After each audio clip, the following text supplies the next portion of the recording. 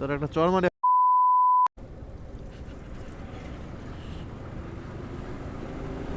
জামান জামান বাস।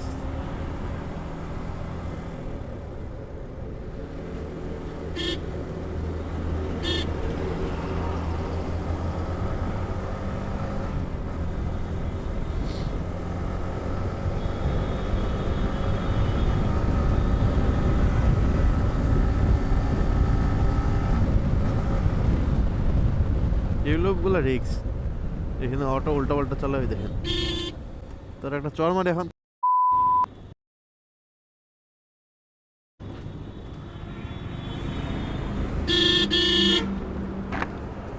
দেখ তো পিছনে পুরোটা ফাঁকা না এখন। দাঁড়া দাঁড়া, ব্রেক ছেড়ে বুঝলাম। পিছনে পুরোটা ফাঁকা না এখন। রানিং হুন্ডার সামনে কেমনে ঘুরাইলা? গাড়ি ব্রেক ছেড়ে তুমি বামে দাঁড়ায় থাকো না 2 মিনিট। এখন তো বন্ধ হয়েছে। হোক ঠিক আছে ভাই, তোমার লেগে আমি মরমু। তোমার জীবনের যদি মায়া না থাকে এটা কি আমার দোষ? আমার জীবনে তো আমার মায়া আছে ভাই। এই জায়গায় রানিং জায়গায় তুমি কেমনে ঘুরাইলা এটা? এদিক তাকাও, কথা বলো। হ্যাঁ, ভালো করে চালাও না ভাই। আমি তো তোমাদের বলি নাই যে রাস্তায় চালানোর দরকার নাই। তোমার জীবনে মায়া না থাকে আবার আমার তো আছে ভাই। গাড়ি ঠিক করো, তাড়াতাড়ি দাও।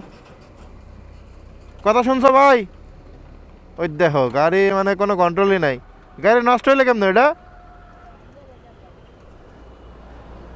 গাড়ি ব্যাগে নাও, ব্যাগে নাও, সাবধানে পারো। এদিক দিয়ে মানুষের দুর্ঘটনা করো না ফালতু। কি একটা অবস্থা ভাই, বিরক্তকর আসলে। আর গাড়ি নষ্ট হয়েছে, রানিং রোডে পার হইতেছে। পিছনে গাড়ি সামনে গাড়ি কোনো দেখার ইচ্ছা নাই, কিচ্ছু বলা যায় না আসলে এদের। সরি বলতেছে তাও মুখ ঘুরে। বুঝতে পারছে যে হয়তো আমার ক্যামেরা অন, আসলে ক্যামেরা অন আছে কিনা দেখতে হবে। যা রেকর্ড হয়েছে। কি খুবই একটা বাজে অবস্থা।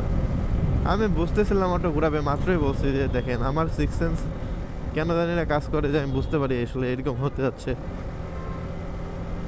মনে মনে বলতেছিলাম যে অটোটা মনে হয় ঘুরাবে, বলা দেরি। ভাগ্যিস আমার স্পিড কম ছিল, আমি বুঝতেছিলাম যে এমন কিছু একটা হইতে পারে। এখন কিচ্ছু বলা যায় না আসলে, নাথিং টু সে। সবাই সাবধানে বাইক রাইড করবেন ভাই। এই অটো রিক্সা দেখেন, ওর নাকি গাড়ি নষ্ট নষ্ট গাড়ি নিয়ে রাস্তায় নামলো কীভাবে আল্লাহ মাহবুব জানে।